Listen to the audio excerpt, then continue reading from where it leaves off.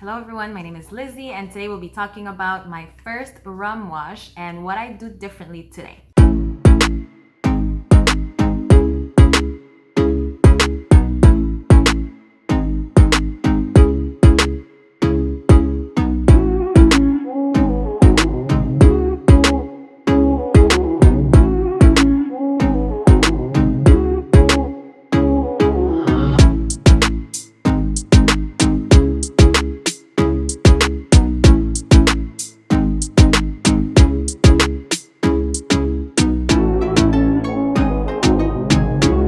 So the first thing I would do differently is really look at my proportions. So I usually use a 1 gallon jar and you put the water, you put the sugar. Well, I put the water, the sugar, the molasses in, but you start with the water because you have to dilute the sugars inside the water.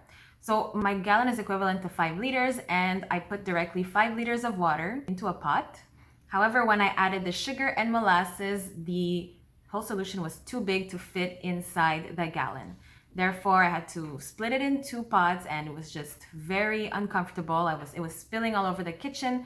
So you want to make sure that when you add water before putting in your gallon, that you add less water than your gallon.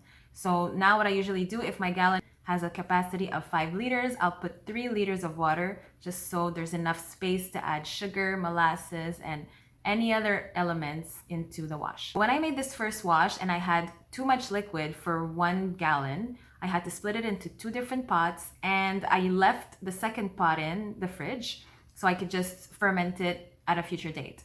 So 1 week later, I opened the fridge, opened the pot, and there was mold everywhere. One thing I would suggest is if ever you have a mix of water, sugar, or whatever you use to ferment, so it could be grains, could be fruits, it's best to add the yeast right away so that you won't have mold growing into your wash. Mold needs oxygen to survive, and once you put yeast into your wash and you put it in a gallon with an airlock, then there's no oxygen that enters, therefore the mold has less chances of getting into your alcohol.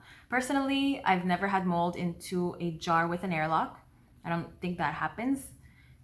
Usually that happens with open fermentation. So that's a discussion for another day. So the third thing that I would do differently is relax on the sugar. So when you're new into this hobby, you want to add the most sugar possible. Well, in my case, I wanted to add the most sugar possible to make the strongest drink possible.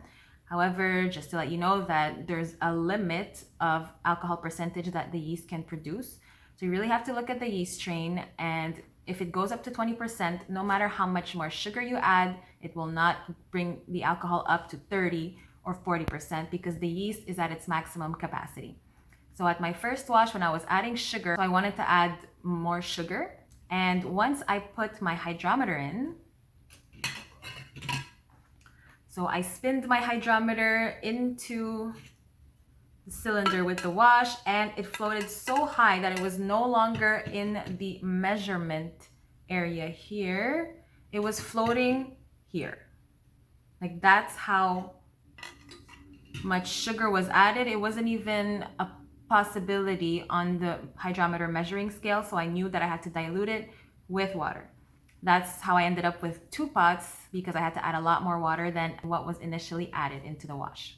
The fourth thing I would change is the type of yeast used. So the first wash for everyone, they use turbo yeast.